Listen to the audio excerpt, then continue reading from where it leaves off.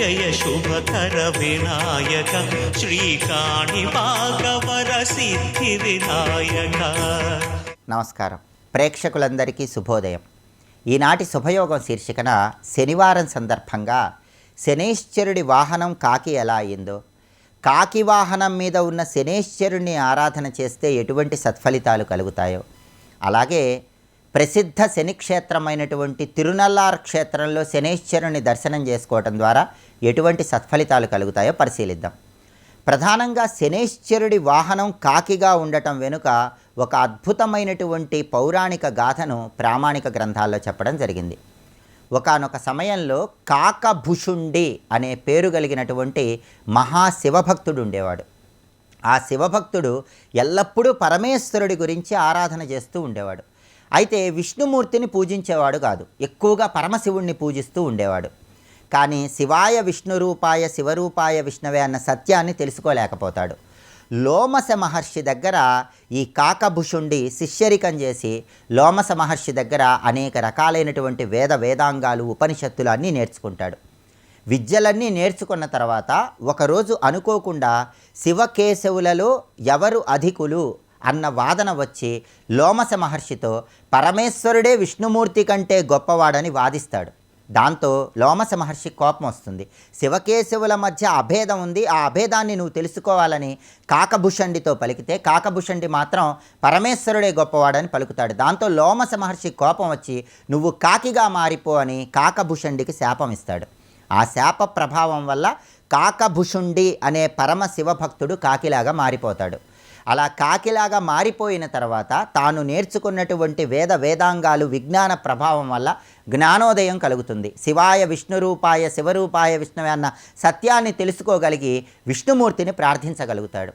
అలా విష్ణుమూర్తి గురించి అనేక సంవత్సరాలు ప్రార్థిస్తే కాకి రూపంలో ఉన్నటువంటి కాకభుషుండి దగ్గర విష్ణుమూర్తి ప్రత్యక్షమై నీకేం వరం కావాలంటే, స్వామి తెలియక ఇలా అపచారం జరిగి నేను కాకి రూపంలోకి మారిపోయాను, అయినప్పటికీ కాకిగా ఉన్నటువంటి జన్మకు సార్థకతను కలిగింపజేయి అని వరం అడుగుతాడు. అప్పుడు విష్ణుమూర్తి ఇక నుంచి నీవు శనేశ్వరుడికి వాహనంగా ఉంటావు, జీవుల కర్మ ఫలితాలను నిర్దేశించే శనేశ్వరుడికి వాహనం అవ్వటం వల్ల నిన్ను ప్రత్యేకంగా అందరూ కీర్తిస్తారని విష్ణుమూర్తి కాకభుషుండి అనే పేరు కలిగినటువంటి ఆ భక్తుడికి వరం ఇచ్చాడు. అందువల్ల కాకభుషుండి అనే పేరు కలిగిన భక్తుడు శనేశ్వరుడి వాహనమైనటువంటి కాకిగా మారతాడు. అయితే ఈ కాకభుషుండి శ్రీ మహావిష్ణువుతో, స్వామి నేను కాకి రూపంలో ఉండి ఇలా తరింపబడినప్పటికీ మొత్తం కాకులన్నీ కూడా తరింపబడాలంటే తమ అనుగ్రహాన్ని తెలియజేయండి అని పలికిన తరుణంలో అప్పుడు విష్ణుమూర్తి ఇక నుంచి పితృదేవతలకు సమర్పించే ఆహారం మొత్తం కూడా కాకి రూపంలో పితృదేవతలు స్వీకరిస్తారు, ఈ వరాన్ని అనుగ్రహిస్తున్నానని పలుకుతాడు. అందుకే ఎప్పుడైనా సరే కాకిని పితృపక్షి అనే పేరుతో పిలుస్తారు.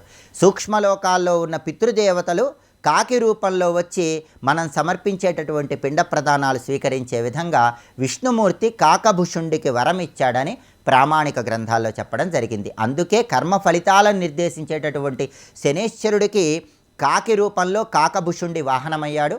కాకి పితృపక్షి. అదేవిధంగా పితృదేవతలందరి అనుగ్రహం పొందటానికి కూడా కాకులకు ఆహారం సమర్పించాలి. అందుకే తిరునల్లారు శనిక్షేత్రంలో ఒక ప్రత్యేకమైనటువంటి ఉత్సవాన్ని కూడా నిర్వహిస్తారు. దాన్ని స్వర్ణకాకి మహోత్సవం అనే పేరుతో పిలుస్తారు. ప్రతి సంవత్సరము కూడా ప్రత్యేకమైన సమయంలో తిరునల్లారు క్షేత్రంలో ఉన్న శనేశ్వరుడికి స్వర్ణకాకి వాహన సేవ అనే పేరుతో ఒక వాహన సేవను ఏర్పాటు చేస్తారు. బంగారు కాకి మీద శనేశ్వరుడికి ఉత్సవం చేస్తారు. ఆ రోజు వేలాది మంది భక్తులు బంగారంతో చేసినటువంటి లేదా వెండి లోహంతో చేసిన చిన్న చిన్న కాకి రూపాలను శనేశ్వరుడికి సమర్పించుకుంటారు. అలా సమర్పించుకోవటం వల్ల కర్మ ఫలితాల తీవ్రతను తగ్గింపజేసుకోవచ్చు. శని కర్మకారకుడు, కర్మ ఫలితాలను అనుగ్రహింపజేసే గ్రహం కాబట్టి ఆ కర్మ ఫలితాల తీవ్రతను తగ్గింపజేసుకోవటానికి తిరునల్లార్ శనిక్షేత్రంలో స్వర్ణకాకి వాహన సేవ దర్శనం విశేషమైన శుభ ఫలితాలను కలిగింపజేస్తుంది. అలాగే తిరునల్లార్ శనిక్షేత్రానికి వెళ్ళినప్పుడు అక్కడ నలతీర్థం అని ఒక ప్రత్యేకమైన తీర్థం ఉంటుంది. ఆ తీర్థంలో స్నానం చేసి తడిసిన వస్త్రాలతోనే లోపలికి వెళ్ళి శనీశ్వరుణ్ణి దర్శనం చేసుకొని రావాలి. ఆ వస్త్రాలు తిరిగి ఆరిపోయేలోపు దేవాలయం నుంచి బయటకు వస్తే శనిదోషం తొలగిపోతుందని స్థల పురాణం మనకు తెలియజేస్తుంది. సాక్షాత్తు నలమహారాజే అష్టమ శనిదోషం వల్ల ఇబ్బందులు పడుతున్న తరుణంలో ఈ తిరునల్లారు శనిక్షేత్ర పరిసర ప్రాంతాల్లో ఉన్న తీర్థంలో స్నానం చేయటం వల్ల అష్టమ శనిదోషం నుంచి బయటకు వచ్చాడని, రాజ్యాన్ని, భార్యాబిడ్డల్ని పొందాడని స్థల పురాణం మనకు తెలియజేస్తుంది. కాబట్టి ఎప్పుడైనా తిరునల్లారు క్షేత్రానికి వెళ్ళినప్పుడు నలతీర్థంలో స్నానం చేసి తడిసిన వస్త్రాలతో శనిని దర్శనం చేసుకొని దేవాలయం నుంచి బయటకు వచ్చినట్లయితే శని దోషాలన్నీ తొలగింపజేసుకొని సంపూర్ణ శుభ ఫలితాలను సిద్ధింపజేసుకోవచ్చు. రేపటి శుభయోగం శీర్షికన వేదాంత శాస్త్రంలో బ్రహ్మ విద్యలో సాధనా చతుష్టయానికి ఉన్నటువంటి ప్రాధాన్యత ఏంటో, అలాగే పంచకోశాలకు ఉన్నటువంటి ప్రాధాన్యత ఏంటో పరిశీలిద్దాం. నమస్కారం.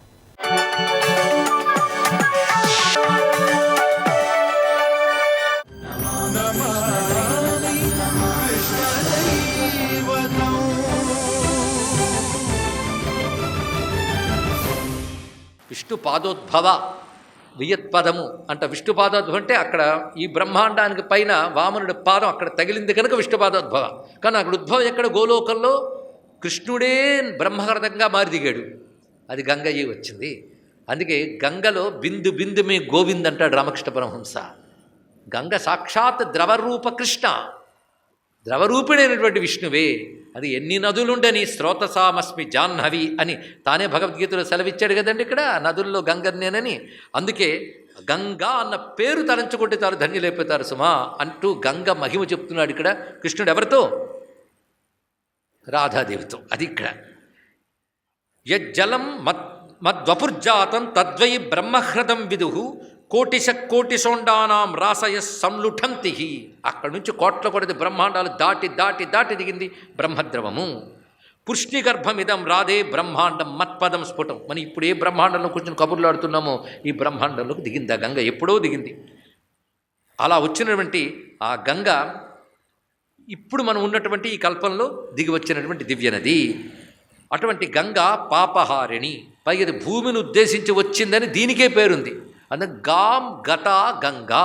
గాం అంటే భూమిని ఉద్దేశించి వచ్చినది, అంటే ఇది భూమికి చెందినది కాదు, భూమి మీదకు వచ్చింది. అండంలోనే పేరులోనే గొప్ప పని మాట ఉన్నది ఇక్కడ. తర్వాత భగీరథుడి తపస్సు వల్ల భాగీరథి అనేది. మొత్తానికి నా స్వరూపిన బ్రహ్మద్రవము గంగా అని పేరు పొంది భూమిలోకి వచ్చింది. అది దివి మందాకిని ప్రోక్త. గంగా భాగీరథీక్షితౌ అధో భోగవతి ప్రోక్త త్రిధా త్రిపదగామిని.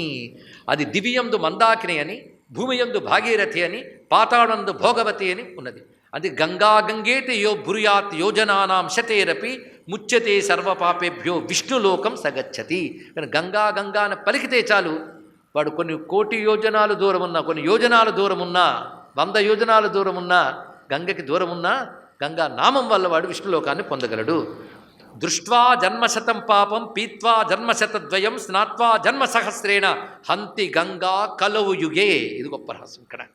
కలియుగంలో గంగ కంటే పవిత్రం చేయగలిగేవి లేవు. 2 ఉన్నాయి కలియుగంలో. ఒకటి గంగా, రెండవది గోవర్ధనం. గోవర్ధనం తగ్గిపోతూ ఉంటే కలి ప్రభావం పెరిగిపోతూ ఉంటుంది. అలాగే కలి ముదురుతున్న కొద్దీ గంగ లేని కాలం కూడా వస్తుందేమో అనే సంకేతం మాత్రం ఉంది ఇక్కడ. సంకేతంగా గర్గభాగవతంలో కూడా చెప్పాడు ఇక్కడ. అప్పుడు ప్రభావం మరీ తీవ్రమైపోతుంది అని తెలియజేశారు. గంగ అంతరిస్తుందా అంటే అంతరిస్తుంది. అంతరించడం అంటే మామూలు కంటికి కనబడిన స్థితికి వెళ్ళవచ్చు, నశించదు. అది తెలుసుకోవాల్సినది. కనుక గంగా గోవర్ధనమే కలి ప్రభావం రాకుండా కాపాడుతుంటాయి. అది కలిలో గంగా గోవర్ధనములు మనకు దిగ్గు 2 గకారాలు చాలు. ఇంకో 3వది కూడా ఉందిలేండి, తర్వాత ఆయనే చెప్తాడు. సఫలం జన్మవై తేషాం ఏ పశ్యంతికి జాహ్నవీం వృథా జన్మ గతం తేషాం ఏ న పశ్యంతి జాహ్నవి.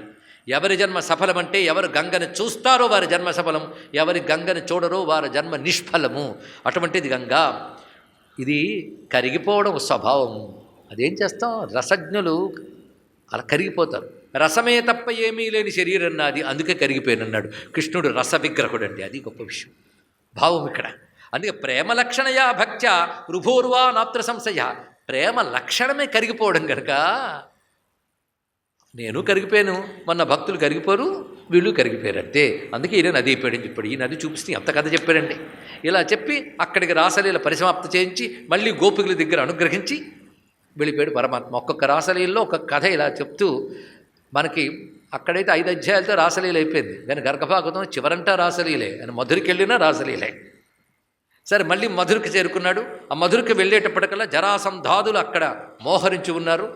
జరాసంధాదుల పని ఎలా పట్టాడో మనకు తెలుసు. ఇక్కడ మధురలో ఉంటూనే జరాసంధుడిని బలరామ సహితుడై ఎదుర్కొనగా దొరికిన జరాసంధుని కూడా విడిచిపెట్టారు. అతను మళ్ళీ కొన్ని అక్షోహిణ శానలు తీసుకొస్తే వాళ్ళ పని పూర్తి చేశాడు.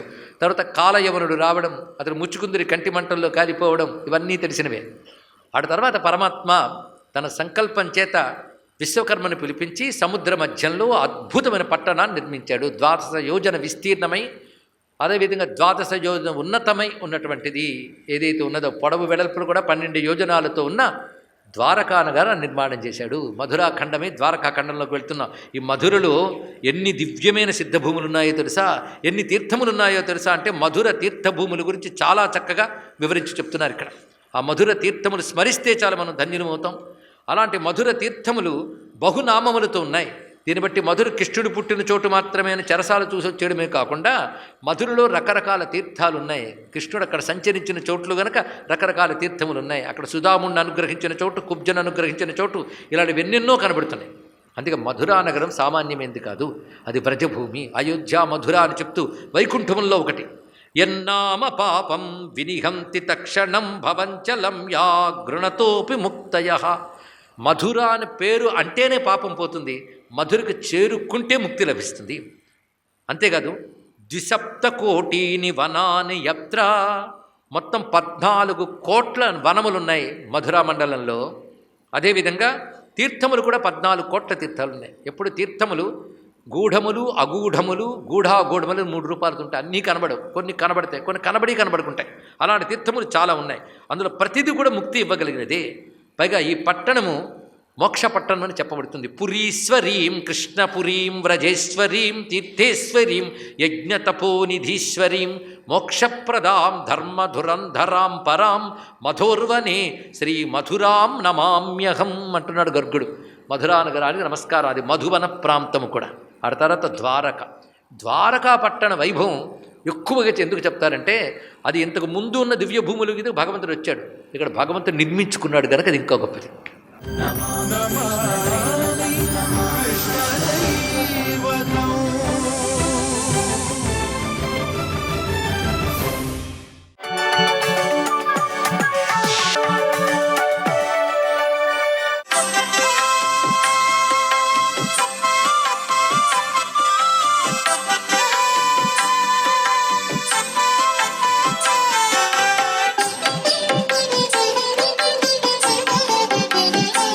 ఓం నమో నారాయణాయ, ఓం నమశివాయ, శ్రీమాత్రే నమః. ఈరోజు షష్ఠీ తిథి. షష్ఠీ తిథి అనగానే మన మనసు నిండా కూడాను శరవణ భవుడు యొక్క దివ్యవంతమైన అనుగ్రహం కలిగించాలి. అంటే ఏంటి? సుబ్రహ్మణ్యోం అనేటువంటి మంత్రోచ్చరణ మన మనసులోకి వచ్చేసేయాలి. ఎవరైతే షష్ఠీ తిథి నాడు సుబ్రహ్మణ్యోపాసన నిష్ఠగా ఆచరిస్తారో వారికి కుజస్తంభ దోష నుంచి బయటపడతారు. అలాగే సంతానం కలగనటువంటి వాళ్ళకి సంతానేచ్ఛ సిద్ధించాలన్నా కూడాను ఆ యొక్క సుబ్రహ్మణ్యేశ్వరుడు తన దివ్యవంతమైన అనుగ్రహాన్ని ఇస్తాడు. షష్ఠీ తిథి నాడు దగ్గరలో గనక పుట్ట గనక ఉంటే ఆ పుట్టలో ఆవు పాలు పోసి కొద్దిగా పసుపు కుంకుమ ఆ పుట్ట మీద చల్లి పుట్ట మన్ను ముఖానికి చక్కగా బొట్టుగా పెట్టుకుంటే చాలా విశేషకరమైన ప్రభావాన్ని ఇస్తుంది. సుబ్రహ్మణ్య భుజంగ స్తోత్రం అని చెప్పేసి ఆది శంకరాచార్యుల వారు మనకు ప్రసాదించారు. ఆ భుజంగ స్తోత్రాన్ని ఎవరైతే పఠనం చేస్తారో ఆ భుజంగ స్తోత్రాన్ని అర్థం చేసుకుంటూ చదువుకోవాలి. ఏదో స్తోత్రం చదవమన్నారు చదివాలే అంటే దానివల్ల ఉపయోగం లేదు. మనసు నిండా సుబ్రహ్మణ్యేశ్వరుని తలుచుకుంటూ ఆ స్తోత్ర పఠనంలో దాగిన అంతరార్థాన్ని ప్రతిక్షణం కూడా చదువుకుంటూ నిష్ఠగా గనక సుబ్రహ్మణ్యేశ్వర స్వామిని గనక ఆరాధన చేసినట్లయితే ఆ స్వామి తన దివ్యవంతమైన అనుగ్రహాన్ని ప్రసాదించి కాలసర్పదోష ప్రభావాన్ని నుంచి బయటపడేస్తాడు. కాలసర్పదోషము అంటే చాలా విశేషకరంగా చెప్తారు. దాన్ని తొలగించే శక్తి ఒక్క సుబ్రహ్మణ్యేశ్వరుడికే ఉంది. అందుకని సర్పదోషాల నుంచి బయటపడాలంటే సుబ్రహ్మణ్య ఆరాధన చాలా అవసరం. సర్వే జనా సుఖినో భవంతు.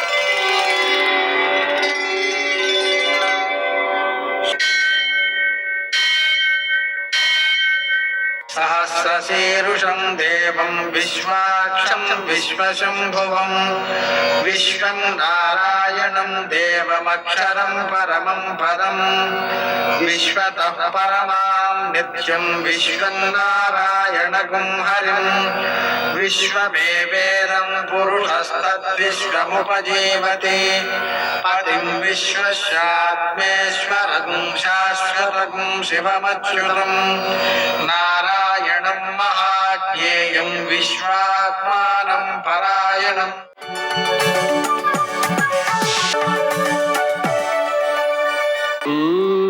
శౌర్యమథేందురింద్రపదవీ సన్మంగళం మంగళం. పద్మావతీ ప్రణయలాలితముగ్ధదేహ శ్రీవేంకటేశరుణమోచనమస్తు మహ్యం. నేటి కాలమాన విశేషాలను గమనిద్దాం. స్వస్తి శ్రీ చాంద్రమాన పరాభవనామ సంవత్సరం ఉత్తరాయణం గ్రీష్మ ఋతువు అధిక జ్యేష్ఠమాసం కృష్ణపక్షం శనివారం. సూర్యోదయం 5:45, సూర్యాస్తమయం 6:45. తిథి షష్ఠి రాత్రి 2:39 వరకు. నక్షత్రం శ్రవణం ఉదయం 6:02 వరకు. వర్జం ఉదయం 10:21 నుంచి మధ్యాహ్నం 12:04 వరకు. దుర్ముహూర్తం ఉదయం 5:45 నుంచి 7:29 వరకు. అమృతకాలం రాత్రి 8:41 నుంచి 10:24 వరకు. రాహుకాలం శనివారం కాబట్టి ఉదయం 9 నుంచి 10:30 వరకు. అష్టకౌరిక రీత్యా శుభప్రదమైన సమయం మధ్యాహ్నం 1 గంటకి. నేటి విశేషం రాత్రి 2:39 నుంచి సూర్యోదయం అయ్యే వరకు ద్విపుష్కర యోగం ఉందండి. ఆ కారణంగా ఆ సమయంలో ఆపరేషన్లు, కోపాలు తెచ్చుకోవడాలు లాంటి పనులు చేయకూడదు. ఏ పనులు అయితే మళ్ళీ చేసినా కూడా మంచిదో అటువంటి పనులే చేయాలి. దానాలు చేయడం, స్నానాలు చేయడం లాంటివి. అలాగనే ఈరోజు శనివారం కావడం వలన సూర్యోదయానికి ముందే లేవడం, తర్వాత ఒక కేజీంపావు నువ్వుల నూనెతో శివునికి అభిషేకం చేసి దాంట్లో పసుపు కలిపి ఆవులకు రాయడం, ఒక 1/2 కేజీ నల్ల నువ్వులతో శివునికి పూజ చేసి దాంట్లో బెల్లం కలిపి ఆవులకు ఆహారంగా అందించడం. ఆవులకు మనం ఆహారం ఎంత అందించినా కూడా మంచిదే కాబట్టి గడ్డి వేయడం మొదలైనటువంటి పనులు చేయవచ్చు. దానివల్ల ఏమవుతుందంటే సకల దేవతలు కూడా అనుగ్రహిస్తారు. ఆంజనేయ స్వామికి అప్పాలు నివేదన చేస్తూ నైవేద్యం చేయడం, హనుమాన్ చాలీసా పారాయణ చేయడం మొదలైనటువంటి చర్యల ద్వారా, అలాగే వెంకటేశ్వర దీపారాధన ఆచరించడం ద్వారా సకల గ్రహ దోషాలు తొలగిపోవడంతో పాటు వ్యక్తికి అభివృద్ధి కలుగుతుంది, ఆనందం కలుగుతుంది, విజయాలు లభిస్తాయి. నేటి ఆణిమత్యాలు.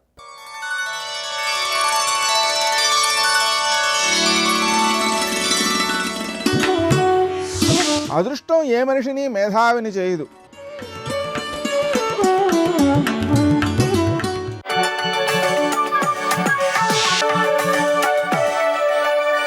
రామదూత హనుమాన్, శ్రీరామదూత హనుమాన్, శ్రీరామదూత హనుమాన్, శ్రీరామదూత హనుమాన్. ఈ కన్నీటి బిందువుల వలన యావత్ భూమి కాలిపోకూడదు. అందుకని ఆయన ఏం చేశారంటే శోకవన్నింజనకాత్మజాయా సీతమ్మ కన్నుల వెంట పడినటువంటి బాష్పధార అనబడేటటువంటి అగ్నిహోత్రాన్నే నిప్పుగా మార్చి లంకనొకదాన్ని కాల్చేశారు. ఆవిడ కన్నీటికి కారణం లంక ఒకటే కాబట్టి, అమ్మ మిగిలిన భూమి కాలడానికి వీళ్ళే అని మహాయోగి పొంగవుడై దాని యొక్క అగ్నిహోత్ర సంస్కారము చేత లంక ఒకటే కాలిపోయేటట్టు చేసి మిగిలిన భూమిని కాపాడాడు ఆయన. అందుకని నమామితం ప్రాంజలిరాంజనేయం, అంజలి వహించి హనుమకు నమస్కరించుతున్నాను. అది ఆయన సుందరకాండలో ఈ జాతికి చేసిన మహోపకారం. కాబట్టి ఇప్పుడు ఆయనకి ఎలా కనపడాలి? శిశుపావృక్షం మీద కూర్చుంటే అందుకే మొట్టమొదట కనపడుతోందని చెప్పగానే మొదటి శ్లోకం అలాగే పడింది మహర్షికి. తతో మలిన సంవీతాం రాక్షసీభిः సమావృతాం ఉపవాస కృషాం దీనాం నిశ్వసంతీం పునః పునః. ఏమి మాటలు పడిపోయాయండి అసలు మహర్షికి. అద్భుతం కదండి శ్రీరామాయణం. ఆ తల్లి తతో మలిన సంవీతాం, అప్పుడు ఆయన చూసిన సీతమ్మ ఎలా ఉన్నది అంటే మలిన సంవీతాం, మట్టి పట్టినటువంటి బట్ట కట్టుకునుంది. మట్టి పట్టిన బట్ట పెట్టెలోంచి తీసి కట్టుకుందా, కట్టుకున్న బట్ట మట్టి పట్టిందా అంటే కట్టుకున్న బట్ట మట్టి పట్టింది. ఎందువల్ల? 10 నెలలైంది ఆవిడ బట్ట మార్చుకోలేదు. పైగా అది పూర్తి బట్ట కాదు, వస్త్రఖండంతో ఉంది. అలా ఉండకూడదు. అంచు ఉన్న వైపు చింపేసిన బట్టని కట్టుకోకూడదు. అగ్నిహోత్రం వల్ల కన్నం పడ్డ బట్ట కట్టుకోకూడదు. వేదం పటలపన్నం చెప్తుంది. అది విపరీత ఫలితాలు ఇస్తుంది. ఇప్పుడు ఆవిడ 10 నెలల నుంచి బట్ట మార్చుకోలే, మట్టి పట్టేసింది. అయినా ఆ బట్టతో ఉంది. పైగా దాని ఉత్తరీయం చింపేసింది. ఉత్తరీయం వైపు అంచు ఉంటుంది, అంచు ఉన్న వైపు చింపేసింది ముక్క. చింపి ఆభరణములు మూట కట్టి కిష్కింధ వైపు వదిలేసింది. వదిలేసింది కాబట్టి ఇప్పుడు ఆవిడ కట్టుకున్నది బట్ట కాదు, వస్త్రఖండం. అలా కట్టుకోకూడదు బట్టని, వస్త్రఖండాన్ని కట్టుకోరు. ఇప్పుడు సీతమ్మ మలిన సంవీతాం, ఆ బట్ట తడపలేదు, ఆరైలేదు, ఉత్తరీయం లేదు, వస్త్రఖండాన్ని కట్టుకుంది. ఇప్పుడు మట్టి బట్ట కట్టుకుంది. ఎవరావిడ? అయోనిజ, రామచంద్రమూర్తి ఇల్లాలు, మహాపతివ్రత, జనక మహారాజు గారి కూతురు, దశరథుడి పెద్ద కోడలు. ఏమామె కర్మ అంటే లంకలో లేవా బట్టలు? ఇవ్వడా రావణాసురుడు? ఆయన రోజూ చెప్పేది నీకు చీనాంబరాలు ఇస్తాను కట్టుకోమంటాడు. ఆవిడ కట్టుకోలు. ఎందుకని అంటే తనను కామించిన పురుషుడి యొక్క సంస్థానంలో బట్ట ఆవిడ కట్టదు. ఇప్పుడు 10 నెలల నుంచి ఒక కులకాంత, ఒక మహాపతివ్రత వస్త్రఖండాన్ని ఒక్కదాన్ని కట్టుకుని ఉండిపోయింది అతను చేసినటువంటి దురాగతానికి. ఎంత తపస్సు చేసిన వాడు కానివ్వండి, రోమకూపాల్లోంచి ఎంత తేజస్సు వస్తుండనివ్వండి, ఈ చేసినటువంటి పాపం రోజు రోజుకి ఆవిడ బట్ట మార్చకుండా ఏడుస్తుంటే, ఆవిడ కన్నుల వెంట పడుతున్నటువంటి బాష్పధార ఆవిడ బట్ట మీద పడి తడిసిపోతుంటే లోపల ఉన్నటువంటి యజమాని ఇక బ్రతుకుతాడా? తన మృత్యువుని తాను వండేసుకుంటున్నాడు. ఆవిడ బట్ట మార్చలేదు, మళ్ళీ విషం తిన్నాడు. మళ్ళీ బట్ట మార్చలేదు, మళ్ళీ విషం తిన్నాడు. అంటే తను చనిపోవడానికి కావలసినటువంటి విషాన్ని తాను వండుకోవడం మొదలుపెట్టాడు. అందుకే మీరు రామాయణం చదివితే మీకు ఒక విషయం అర్థమవుతుంది. నేను మొదటి రోజు మనవి చేశా, వాల్మీకి రామాయణం ఒక్కటే పరమసత్యము, అంటే యథార్థమైన గాథ. సీతాపహరణం చేసినప్పుడు ఆవిడికి స్పృహ లేదా సమయంలో హారామ హాలక్ష్మణ అని విలపిస్తూ ఉండగా తీసుకెళ్ళాడు. అలా తీసుకెళ్తున్నప్పుడు బ్రహ్మగారు సమాధిలో ఉన్నాడు. ఉలిక్కి పడ్డాడు ఆవిడ అరుపుకి. ఉలిక్కి పడి ఆయన చూసి అన్నాడు, చాలా సంతోషంగా ముఖం పెట్టి, అబ్బా నీ తపస్సు నిన్ను కాపాడిందిరా, ఇన్నాళ్ళు నువ్వు చచ్చిపోవడానికి కావలసిన అన్నం వండుకుంటున్నావురా అన్నాడు.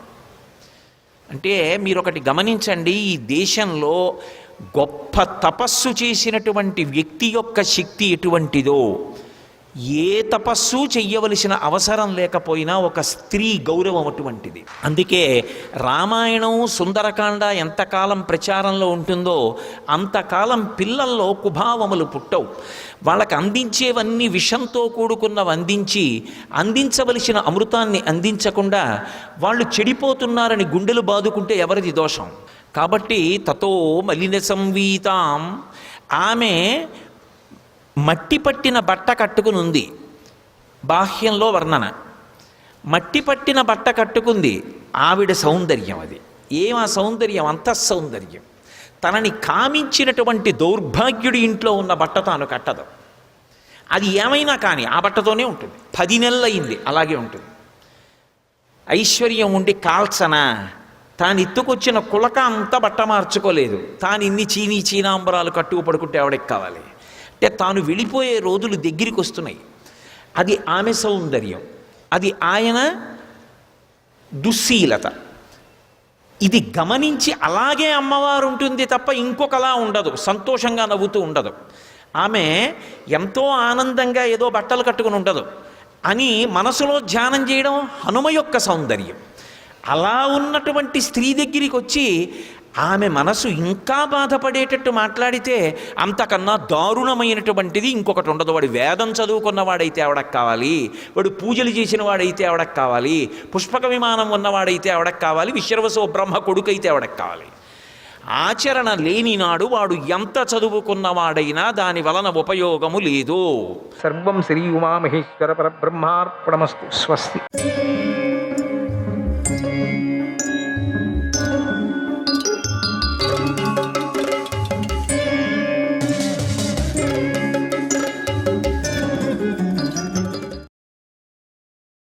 అప్పుడు ఆ యాగశాల నక్షత్రాలతో నిండి ఉన్నటువంటి విశాలమైన ఆకాశంలాగా ఉందట. వాళ్ళందరూ నక్షత్రాలతో మెరిచిపోతున్నారు, పడపడ పడపడ పడపడ అని. అందరూ తేజస్వంతులు. బుద్ధి మాత్రం పరమాత్ముడికే తెలుసు, మాత్రం కడవగా అందరూ ఉన్నారు. వేద పండితులైనటువంటి విప్రులతోనూ మహర్షులతోనూ చాలా ప్రకాశిస్తుంది. అక్కడ అందరూ వేదం వచ్చిన వారే ఉన్నారు, అందరూ నియమనిష్ఠులు పాటించేవారే ఉన్నారు. అటువంటి వాళ్ళే లోపలికి ప్రవేశం. అంత అద్భుతంగా యజ్ఞాన్ని చేస్తున్న ధర్మరాజు యొక్క సామర్థ్యాన్ని, సంపదను చూసి నారద మహర్షి ఎంతో సంతోషించాడు. అక్కడికి వచ్చిన రాజులందరినీ చూసి పూర్వం బ్రహ్మభవనంలో దేవతలు తమ అంశాలతో అవతరించే కథను గుర్తు చేసుకున్నాడు. వారే వీరు అని కూడా భావించాడు. మనస్సులో శ్రీహరిని స్మరించాడు. ఆయన కూడా తన ప్రతిజ్ఞను నిలబెట్టుకుంటూ క్షత్రియ వంశంలో జన్మించాడు అనుకున్నాడు. పూర్వం శ్రీ మహావిష్ణువు దేవతలతో మీరు భూలోకంలో జన్మించండి, పరస్పరం కలహించుకొని యుద్ధం చేసుకొని మరణించిన తర్వాత మళ్ళీ మీ లోకానికి చేరుతారు అన్నాడు. తర్వాత వారితో పాటు ఆయన కూడా యదుకులంలో జన్మించాడు కృష్ణుడు. నక్షత్రాల మధ్యలో చంద్రుడు ప్రకాశిస్తున్నట్లుగా శ్రీ మహావిష్ణువును భూమిపై అందక వృష్టి వంశాల్లో జన్మించి శౌర్యంతో వెలిగిపోయాడు. ఇంద్రుడితో కలిసి దేవతలందరూ ఆయన బాహుబలాన్ని మెచ్చుకున్నారు.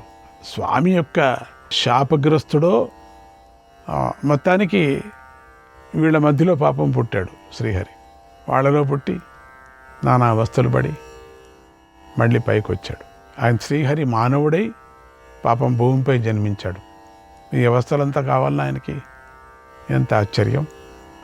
ఆయనే ఈ క్షత్రియులందరినీ సంహరిస్తాడు అని నారద మహర్షి అక్కడ ఉన్న వారందరినీ చూసి దేవలోకంలో జరిగిన గత చరిత్రను అంతా గుర్తు చేసుకో. ఎందుకంటే వీళ్ళందరూ అక్కడ ఉన్నారు. అప్పుడు మళ్ళీ ఇక్కడ అందరూ పుట్టారు పని లేక. శ్రీహరిని ధ్యానిస్తూ కూర్చొని ఉన్నాడు. తర్వాత భీష్ముడు ధర్మరాజుతో, నాయన ధర్మరాజా, యజ్ఞానికి వచ్చిన రాజులందరినీ గౌరవించాలి. ఇంకా ఆయనకు అదే తాపత్రయం చూడండి. తగని విధంగా వారిని సత్కరించి ఆదరించు. ఆచార్య మృత్యుజం చైవ సంయుజం చ యుధిష్ఠిర స్నాతకం చ ప్రియం ప్రాహుః షడర్ఘ్యార్హాన్ నృపం తథా. ఆచార్యుడు, రాజు, బంధువు, స్నాతకుడు, ప్రియమిత్రుడు, ఇలా ఈ 6 పూజ్యులు. అందరూ పూజించదగ్గవారు. జాగ్రత్త, ఇలాంటి వారిని 1 సంవత్సర కాలం కలవకపోతేనే పూజించాలి. అంటే 1 సంవత్సరం ఒకవేళ చూడకపోతే పూజించాలట, కలవకపోతేనే పూజించాలి. అలాంటిది మీరు ఎంతో కాలం తర్వాత ఇక్కడికి వచ్చారు కనుక వీరిని విశేషంగా పూజించాలి. వేరువేరుగా ఒక్కొక్కరికి అర్ఘ్యాన్ని ఇవ్వాలి. కనుక అర్ఘ్యం తీసుకొనిరా. వీరిలో ముందుగా సమర్థుడైన వారికి అర్ఘ్యాన్ని ఇవ్వు అన్నాడు. అప్పుడు ధర్మరాజు, పితామహ వీరందరూ పూజ్యులే, అందుచేత వీరిలో నేనెవరికి ముందుగా అర్ఘ్యాన్ని ఇవ్వాలో మీరే చెప్పండి అన్నాడు. భీష్ముడు ఆ మాట విని తన బుద్ధితో ఆలోచించాడు. అమన్యత తదా కృష్ణం అర్హణీయ తమం భువి. లోకంలో పూజించదగిన వారిలో కృష్ణుడొక్కడే శ్రేష్ఠుడు, అర్హుడు, యోగ్యుడు అని భావించాడు. వెంటనే ధర్మరాజుతో, నాయన ధర్మరాజా, ఈ రాజులందరిలోనూ శ్రీకృష్ణుడే ప్రకాశిస్తున్నాడు. ఆయనదే చూడు ఎంత ప్రకాశం ఉన్నదో. తేజస్సు, బలము, పరాక్రమము మొదలైన వాటి అన్నిటిలోనూ శ్రీకృష్ణుడే వెలిగిపోతున్నాడు. శ్రీకృష్ణుడే కాంతి గోళాల్లో ప్రకాశిస్తున్నాడు. సూర్యుడిలాగా వెలిగిపోతున్నాడు. శ్రీకృష్ణుడే గాలి లేని చోట కూడా వాయువులాగా ప్రకాశిస్తున్నాడు, ప్రవర్షిస్తున్నాడు. ఇప్పుడు ఈ యజ్ఞమంతా శ్రీకృష్ణుడితోనే శోభిస్తుంది. ఈ సభ అంతా శ్రీకృష్ణుడి వల్లే ఆనందిస్తుంది. ఎందుకంటే ఋత్వికులందరూ కృష్ణుడితోనే ఆనందిస్తున్నారు. వేదమే ఆనందిస్తున్నది. ఈ రాజులందరూ అది ఆనందిస్తున్నారు. కృష్ణుడే రత్నప్రాయంగా అన్ని చోట్ల కనపడుతున్నాడు. అన్నీ లేచి నిల్చొని తానే చూసుకుంటున్నాడు. ఎంత అద్భుతంగా! ధర్మరాజా, నీకు ఎంత అదృష్టం! పరమాత్ముడే నీ యజ్ఞాన్ని పర్యవేక్షిస్తున్నాడు. ఆయన కళ, ఆయనతో ఇది కళ నిండిపోయింది. చూడు, నువ్వు ఎంత సభ అలంకారం చేసినప్పటికీ కూడా ఆయన వస్తూనే ఇదంతా కళగా, ఇంకా కళగా అయిపోయింది. ఆయన లేకపోతే ఏం కళ ఉంది? దీంట్లో ఏం లేదు. అందుకని ఆయనే ఆనందిస్తుంది. పరమాత్ముడికి కిరీటం పెట్టుకుంటే ఇక్కడ ఆయనకు కళ వస్తుందని కాదు, కిరీటానికి కళ వస్తుంది. చూడండి, ఆయన నుంచి కిరీటానికి కళ వస్తుంది. కిరీటం నుంచి ఆయనకి ఎప్పటికీ కళ రాదు. అది జ్ఞాపకం పెట్టుకోండి. పుళ్ళంగోవి చేతిలో పట్టుకున్నాడంటే ఆయన నుంచి పుళ్ళంగోవికి కాదు వచ్చేది, పుళ్ళంగోవి నుంచి ఆయనకు వచ్చింది అనుకుంటాం మనం. ఆయన నుంచి పుళ్ళంగోవికి కళ వచ్చింది. కేవలం ఒక చిన్న కట్టె, దానికి ఎంత కళ వచ్చింది అన్నాడు. ధర్మరాజు ఆ మాటలు విని ఎంతో సంతోషించి శ్రీకృష్ణుడికే ముందుగా అర్ఘ్యం ఇవ్వాలని గ్రహించాడు. శ్రీకృష్ణుడే మొదటిగా పూజించాలని నిశ్చయించుకున్నాడు. పూజ చేయాలి కదా ఎవరినో ఒకరిని. పెద్దవాడు, పూజ్యుడు అయినటువంటి భీష్మ పితామహుడు అనుమతి ఇచ్చాడని అందరికన్నా పెద్దవాడు ఎవరంటే భీష్మ పితామహుడు. అటువంటి భీష్మ పితామహుడే పెద్దవాడే ఇట్లా చెప్పిన తర్వాత అందరికీ పెద్దవాడే. అసలు దీని అంతటికీ కారణం పెద్దవాడు భీష్మ పితామహుడు. ఆయనే మొదటివాడు. ఆయనే అట్లా చెప్పిన తర్వాత కృష్ణుడి గురించి, భీష్ముడు కృష్ణ భక్తుడే కదా. ఈ సందర్భంలో మనం ఎన్ని విచారాలుగా కృష్ణుడి గురించి మాట్లాడుకోవాలి. అందుకనే భాగవతాన్ని మీరు చూడండి, మళ్ళీ మళ్ళీ చూడండి. ఆయనే అనుమతి ఇచ్చాడు. పితామహుడు అంటే ఎంతో ఆనందించాడు. సహదేవుడు వైపు ఒకపారి చూశాడు. సహదేవుడు ధర్మరాజు అభిప్రాయం గ్రహించాడు. వెంటనే అక్కడికి యథావిధిగా అర్ఘ్యాన్ని తీసుకొని వచ్చాడు. అర్ఘ్యం బంగారు పాత్రలో తీసుకొచ్చాడు, నీళ్లను, గంగాజలాన్ని. శ్రీకృష్ణుడు కూడా దాన్ని శాస్త్రవిధి ప్రకారంగా స్వీకరించాడు. అర్ఘ్యం, మొదటి అర్ఘ్యం. ఇలా అంతమంది ఎదుట అందరూ ఉన్న ఆ సభలో శ్రీకృష్ణుడికే మొట్టమొదటిగా గౌరవం దక్కింది. ప్రథమ పూజ జరిగింది. ఎంతమంది ఉన్నారు అక్కడ! కృష్ణుడి కన్నా పెద్దవాళ్ళు చాలామంది ఉన్నారు అక్కడ. అది చూసిన శిశుపాలుడికి కడుపు మండిపోయింది. వాడికి మాత్రమే కడుపు మండటం, వాడి అగ్ని పడిపోయింది లోపల. గ్యాస్ట్రిక్ ట్రబుల్ జాస్తి అయిపోయింది వాడికి. ధర్మరాజు చేసిన ఆ పని శిశుపాలుడికి నచ్చలేదు. సరఫరా సరఫరా సరఫరా అనుకున్నాడు. భీష్ముడు మొదలైన పెద్దల ప్రవర్తన కూడా నచ్చలేదు. భీష్ముడి మీద కోపం వచ్చేసింది. కోపాన్ని సహించలేకపోయాడు. అక్కడ ఉండే వాళ్ళంతా కిందికి వేశారు, ఉండు ఉండు ఉండని. కానీ అతడి కోపం కట్లను తెంచుకుంది. ఎంత సమాధానం చేసే కొద్దీ రాజులు అంత నెర్చిపోయాడు. అందరి ముందు ప్రకటమైంది. హద్దులు దాటిపోయింది వాడి కోపం. మొదటిగా శిశుపాలుడు నీతులు చెప్పిన భీష్ముడిని విపరీతంగా తిట్టాడే. ముసలోడా, ఇంత పని చేశావు నువ్వు! ఎంతమంది పెద్దవాళ్ళు ఉన్నా మేమందరు ఇక్కడంతా. అసలు నీకేదన్నా కళ్ళు కనపడతాయా? నీకు చెవులేని పడతాయా? నీకెందుకు ఇదంతా పని లేక రిటైర్డ్ అయ్యి ఇంట్లో కూర్చోకుండా ఎందుకు వచ్చావు ఇక్కడ యజ్ఞానికి? వెళ్ళి పడుకోకూడదా? అంత ముసలోడు అనుకున్నాడు వీడు. రేపొద్దున తెలుస్తుంది ఈ ముసలోడి కథ. విపరీతంగా మొదట బాగా తిట్టేశాడు భీష్మ పితామహుడు. నువ్వెవడు చెప్పడానికి, నువ్వెవడు డైరెక్షన్స్ ఇవ్వటానికి? నన్ను అడిగింటే నేను చెప్పుకుంటూ ఉంటే కదా. పట్టను పెద్ద గలాట చేశాడు, అవమానం చేశాడు. ఆ తర్వాత కృష్ణుడికి పూజలు సత్కారాలు చేసినటువంటి ధర్మరాజును తిట్టాడు. ధర్మరాజా, నీ కనుక బుద్ధి లేదా? ఆ ముసలోడు కనుక బుద్ధి లేదు. ఏదో అయోమయం, ఈరోజో రేపో అయోమయంగా ఉన్నాడు. జ్ఞాపకం ఉందో లేదో వాడి దేశం తెలీదు. ఇట్లా ఈ విధంగా మనుషుల కన్నా హీనంగా తిట్టాడు భీష్మ పితామహుడిని. అసలు వాడి దేశం ఏంటో, వాడి పేరు అడగండి చూస్తాం, సరిగ్గా చెప్తాడో లేదో.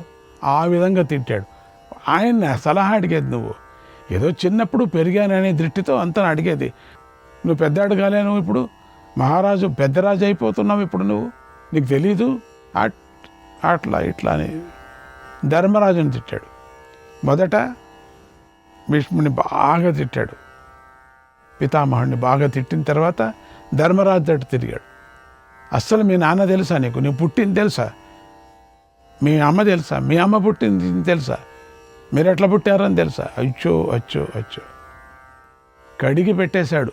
పంచపాండవులను కడిగాడు, భీష్మ పితామహుడిని కడిగాడు. తరువాత శ్రీకృష్ణుడినే నేరుగా తిట్టాడు. ముగ్గురు అయిన తర్వాత మూడో వాడు కృష్ణుడి మీద పడ్డాడు. శ్రీకృష్ణాయ పరమాత్మనే నమః 37వ అధ్యాయం. ఏ రాజసూయంలో హాయిగా జరిగి ఎంత బాగా చెప్పుకున్నాం కదా, బాగా ఎంత అద్భుతంగా ఉంది కదా. ఇది ఏంటి గలాట జరిగింది? కొన్ని సందర్భాల్లో జరుగుతాయండి. కోపాన్ని నిగ్రహించుకోలేక అందరినీ ఇలా తిట్టడం మొదలుపెట్టాడు. ధర్మరాజా, ఓ ధర్మరాజా, ఇక్కడ ఇంతమంది మహాత్ములు ఉన్నారు, నీ కళ్ళు కనపడలే? రాజులు ఉన్నారు తెలుసా నీకు? వాళ్ళ సంపత్తు నీకు తెలుసా? వాళ్ళ గౌరవం నీకు తెలుసా? వాళ్ళు ఎటువంటి వాళ్ళ ఇంట్లో వాళ్ళు ఉన్నారు తెలుసా? అదే ఇచ్చిందే ఈయన ధర్మరాజు. దాన్ని పొగుడుతున్నాడు వీడు. వీళ్ళంతా అర్జునుడు, భీముడు, నకులుడు, సహదేవుడు వెళ్ళి వాళ్ళందరూ గెలుచుకొని వచ్చిందే వీళ్ళు. వీడికేం తెలుసు? శిశుపాలుడికి ఇంట్లో కూర్చున్నవాడికి. ఇంతమంది రాజులు ఉన్నారు, నీకేం బుద్ధి లేదా నీకు? వాళ్ళకి కదా నువ్వు మొదట అర్ఘ్యం ఇవ్వాల్సింది. ఇంతమంది ఉండగా నీకు శ్రీకృష్ణుడే కనిపించాడా? నీకు తెలుసా ఇతడు రాజుగా తెలుసా నీకు? రాజుగా గౌరవం అందుకోవటానికి ఇతనికి అర్హత లేదు ఈ కృష్ణుడికి. ఈడంతా కృష్ణుడు. ఏ పాండుకుమారా, ఇట్లంతా మాట్లాడుతున్నాడు. ఒకప్పుడు మర్యాదగా మాట్లాడేవాడు ఏదేదో మాట్లాడుతున్నాడు. ఇప్పుడు ధర్మరాజా అన్నాడు, ఇప్పుడు పాండుకుమార అంటున్నాడు. నువ్వు నీ స్వార్థాన్ని చూసుకున్నావు, నీకు తెలుసా? అందుకే కృష్ణుడిని పూజించావు. కృష్ణుడు నీకు కావాలి కదా. బుద్ధివంతులైన మీరే ఇలా నడుచుకుంటే అలా? ఎంత బుద్ధి ఉంది నీకు? బుద్ధి లేని వాడిని పూజ చేయటమా? అసలు బతికించిందే కృష్ణుడు. శిశుపాలుడి కథ తెలిస్తే ముందు వస్తుంది, చెప్తానులేండి, టైం ఉందిలేండి. మీ ప్రవర్తన ఏమీ బాగలేదు. వదులుతాడా జనమేజయుడు? వదలడు కదా. తర్వాత చూసుకుందాం. ఈ సమస్య ముందుకు రావచ్చేమో, చూస్తాం. రాకపోయింది అనుకోండి, నేను చెప్తాను, నేను వదలను కదా, నేను చెప్పుకుంటాను ఎందుకు శిశుపాలుడికి ఎంత కోపం వస్తుందని.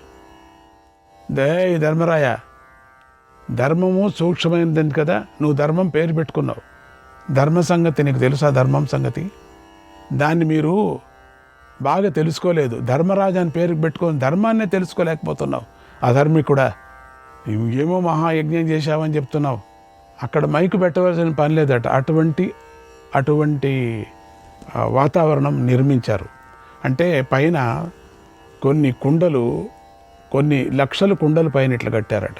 అంటే ఇక్కడ మాట్లాడితే అక్కడికి ఆ చివరిలో వినపడుతుంది, ఇక్కడ మాట్లాడితే ఆ చివరిలో వినపడుతుంది. అటువంటి ఆకారాలతో కుండలు అప్పుడు ఇంజనీరింగ్ అది. ఎవ్వరు ఏమి కూడా ఆ యాంగిల్లోనే వాళ్ళకు కుర్చీలు వేశారట. ఎవరెవరికి మైకులు కావాలా అని ఉంటుంది కదా, వాళ్ళకి ఆ యాంగిల్లోనే కుర్చీలు వేశారట. అంటే ఈ యాంగిల్లోనే వేస్తే వాళ్ళకి ఆ కుండ వాళ్ళకి ఇట్లా చూస్తూ ఉంటుంది. లేకపోతే అంత పెద్ద సభకు వినపడాలి కదా మాటలంతా కూడా. శిశుపాలుడు చెప్పిన ప్రతి మాట కూడా అందరికీ వినిపిస్తుంది. ప్రతి ఒక్కరి మాట వినిపిస్తుంది. ప్రతి ఒక్కరి సీటు అట్లనే చేశారట. అక్కడ ఇష్టం వచ్చినట్టు కూర్చోవటానికి వీల్లేదు. పురోహితుడు కూర్చోవాలంటే అర్చకుడు అక్కడే కూర్చోవాలి, ఆయన పండితుడు మహానుభావుడు. కృష్ణుడు ఎక్కడ కూర్చోవాలంటే, ధర్మరాయ ఎక్కడ ఉండాలంటే అక్కడే ఉండాలి. భీముడు మాత్రం అన్ని చోట్ల తిరుగుతుంటే ఆయన ఎక్కడ మాట్లాడినే వస్తుంది సౌండ్. ధర్మం సూక్ష్మమైంది కదా, నీకు సూక్ష్మమైనటువంటిది కదా. నీకు తెలుసా ధర్మం అంటే? ధర్మం అంటే నేర్చుకో నువ్వు. దాన్ని మీరు సరిగ్గా తెలుసుకోలేదు. ఎందుకంటే మీరు బాలురు, చిన్నవాళ్ళు, మీరు మూర్ఖులు, మీరు చిన్నవాళ్ళు. మీరు ఈ భీష్ముడి కన్నా, ఈ భీష్ముడు పెద్దాడు, ఇతడికి ఏళ్ళు వచ్చాయి. ఏం ప్రయోజనం ఏళ్ళు వచ్చినా కూడా? అయితే ఏం ప్రయోజనం ఇటువంటి మనుషులకి? ఎంత ఏజ్ వస్తేనేమి? అది చూడు, గడ్డం చూడు ఎంత పొడవుగా ఉందో. రెండోది ఏం తెలుసా మీకు? నాకు తెలుసు ఈ భీష్ముడిది. ఇతడికి జ్ఞాపక శక్తి లేదు తెలుసా? మర్చిపోయాడు అన్నీ. అసలు ఏం జరుగుతుందో అసలు యజ్ఞానికి వచ్చాడా లేదా కనుక్కోండి కావాలంటే, ఎక్కడికి వచ్చాడో అని. ఇతడికి జ్ఞాపక శక్తి లేదు. ఇతడికి సూక్ష్మ దృష్టి అనేది లేదు. వినిందే 2 మాటలకి అడుగుతాడా అని, సరిగ్గా వినిపించదు. అంత అబద్ధం, అంత ఏదో తిడుతున్నాడు. ఏ భీష్మ, నువ్వు ఎవరినో సంతోష పెట్టాలని, ఎవరికో ప్రియం చేయాలని అనుకుంటే, అతడు ఆ కృష్ణుడు ఉన్నాడే, సత్పురుషులందరిలోనూ అవమానాన్ని పొందుతాడు. ఇది గుర్తుంచుకో. నువ్వేదో పెద్ద చేసేసావు ఆయన్ని కదా, కృష్ణుడిని. చూడు, అవమానాన్ని పొందుతారు అందరు ఎదురుగా. నువ్వు గౌరవం పొందని పెద్దవాడని చెప్పి అర్ఘ్యాన్ని మొదట ఇప్పించావు కదా, మా అందరికీ అవమానం చేశావు. ఇప్పుడు ఆయన అందరిలో అవమానం పొందుతాడు. ఇప్పుడు రాజులందరి మధ్యలోనూ ఈ కృష్ణుడు కూర్చోవలసిన వాడు కాడు. అసలు రాజేగాడు వీడు. ఇతడు రాజు కాడు. రాజులకే అర్ఘ్యం ఇవ్వాలి కదా. అందుచేత ఈ కృష్ణుడు రాజగౌరవాన్ని ఎలా పొందుతాడు? నువ్వు ఇచ్చినటువంటి గౌరవం ఎటువంటిది తెలుసా? రాజగౌరవం. మొదటి అర్ఘ్యం ఇచ్చావు. గౌరవం పొందటానికి ఇతడికి గల అర్హత ఏమిటి? ఇతని సర్టిఫికెట్ ఏమిటి? ఇతను ఎక్కడ పాస్ అయ్యాడు? ఏంటంటో అసలు ఇతడి యోగ్యత ఏమిటి? పోనీ నీ ప్రకారంగా ఆలోచిద్దాం. నువ్వు కృష్ణుడు వృద్ధుడు, పెద్దవాడు అనుకుంటే, కృష్ణుడి కన్నా వసుదేవుడు పెద్దవాడై ఉన్నాడు, వృద్ధుడై కూడా ఉన్నాడు వసుదేవుడు. వాళ్ళని విడిచిపెట్టి అన్న శ్రీకృష్ణుడు ఎందుకు పూజించావు నువ్వు పని లేక? అలా కాకుండా నువ్వు కృష్ణుడిని నీ వెంట ఉంటే మిత్రుడుగా భావిస్తే, ద్రుపదుడు కూడా నీకు మిత్రుడే కదా. మరి ఆయన్ను పూజించుకోకుండా ఈ కృష్ణుడిని ఎందుకు పూజించావు? ద్రుపదుడిని ఎందుకు వదిలేశావు? నీకు పోని కృష్ణుడిని ఆచార్యుడిగా భావించావా? అలా అయితే ద్రోణుడు ఉన్నాడు కదా, ఆ ఆచార్యుని విడిచిపెట్టి ఈ కృష్ణుడు ఎందుకు అసలు ఏ యాంగిల్లో చూసావయ్యా నువ్వు? సరే, కృష్ణుడిని పృథ్వీజుడిగా భావించావా? పోన్లే. అయితే వేదవ్యాసుడు ఇక్కడే ఉన్నాడు కదా, ఆయన్ని ఎందుకు విడిచిపెట్టావు? శ్రీకృష్ణుడిని ఎందుకు పూజించావు? ఇక్కడే భీష్ముడు ఉన్నాడు. భీష్ముడు పురుషుల్లో ఉత్తముడు. శ్రీకృష్ణాయ పరమాత్మనే నమః.